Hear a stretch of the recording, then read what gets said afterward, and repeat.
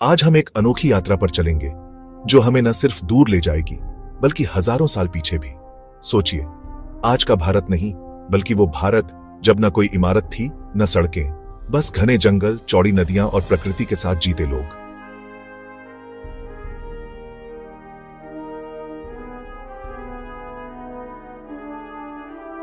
यहीं से शुरू होती है भारत के इतिहास की कहानी। हमारे पूर्वज यहां लगभग 20 लाख साल पहले रहते थे।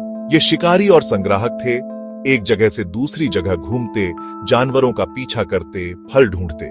मध्य प्रदेश के भीमबेटका में आज भी ऐसी गुफाएं हैं जिनकी दीवारों पर उन्होंने शिकार और नृत्य के चित्र बनाए थे, मानो उन्होंने अपने जीवन की कहानी पत्थरों पर लिख दी हो।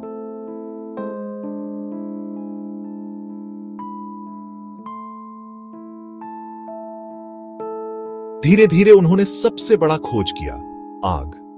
आग से मिला गर्माहट, सुरक्षा और पका हुआ भोजन। यह सभ्यता की पहली सीढ़ी थी। करीब 4500 साल पहले सिंधु नदी के किनारे एक महान सभ्यता का उदय हुआ, सिंधु घाटी सभ्यता। हड़प्पा और मोहनजोदड़ो जैसे शहर इतने सुव्यवस्थित थे कि आज के कई आधुनिक शहर भी उनसे सीख सकते हैं। इनके घर पकी ईंटों के बने थे, नालियां ढकी हुई थीं और ग्रेट बाथ जैसे सामूहिक स्थान थे। ये लोग दूर देशों से व्यापार करते थे।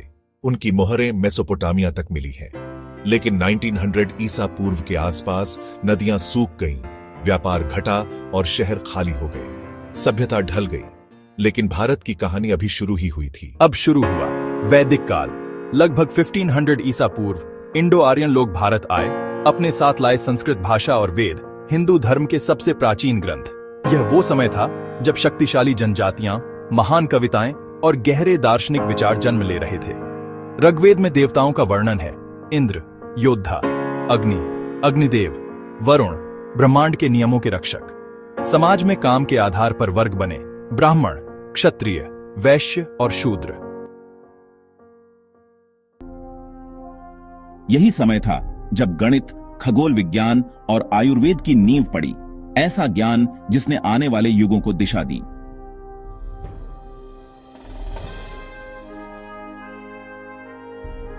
तो बच्चों, गुफाओं की चित्रकारी से लेकर महान नगरों और वैदिक मंत्रों तक ये तो सिर्फ शुरुआत थी। आगे के सदियों में साम्राज्य उठेंगे और गिरेंगे, महान नेता आएंगे, अद्भुत खोजें होंगी और भारत का ज्ञान पूरी दुनिया में फैलेगा। वैदिक काल के बाद भारत में छोटे छोटे जनपद बनने लगे। इन्हें महाजनपद कहा गया। मगध, कोशल, वत्स, अवंती, ये राज्य न सिर्फ व्यापार और कृषि में आगे थे, बल्कि यहीं से राजनीति और युद्ध नीति के नए नियम बने। इस समय में राजाओं के दरबारों में विद्वान, कवि और योद्धा इकट्ठा होते। यहीं से बौद्ध और जैन धर्म का भी उदय हुआ, जिसने पूरे भारत को नई सोच दी। 4वीं सदी ईसा पूर्व में चंद्रगुप्त मौर्य और उनके गुरु चाणक्य ने भारत के बड़े हिस्से को एकजुट कर दिया। पाटलिपुत्र राजधानी बनी, एक ऐसा नगर जिसमें सुरक्षा के लिए खाई, ऊंची दीवारें और शानदार महल थे। चाणक्य का अर्थशास्त्र आज भी राजनीति और अर्थव्यवस्था की किताबों में गिना जाता है। मौर्य साम्राज्य ने प्रशासन, न्याय और अंतर्राष्ट्रीय व्यापार को नई ऊंचाई दी।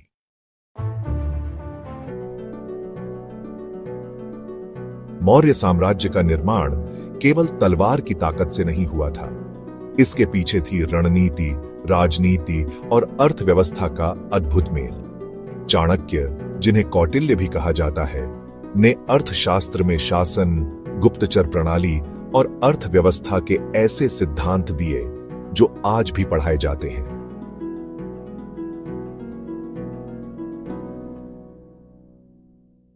अर्थशास्त्र में लिखा था, राज्य की नींव है उसका खजाना। इसी सोच के तहत मौर्य प्रशासन ने कृषि, खनन और व्यापार को संगठित किया। हर गांव में अधिकारियों को नियुक्त किया गया, कर वसूली के लिए सटीक नियम बनाए गए और व्यापार मार्गों की सुरक्षा के लिए सैनिक तैनात किए गए। पाटलिपुत्र उस समय का सबसे समृद्ध नगर था।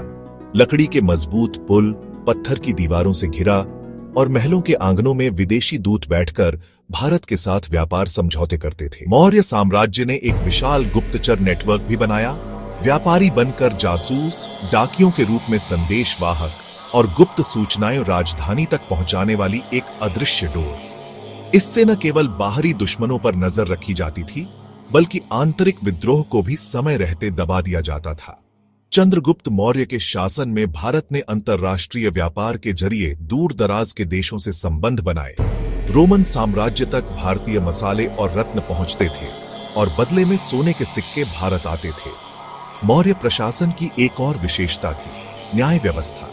अदालतों में स्थानीय विवादों का समाधान किया जाता था और राजा को अंतिम अपील का अधिकार था। यह व्यवस्था सुनिश्चित करती थी कि साम्राज्य में कानून सबके लिए समान हो।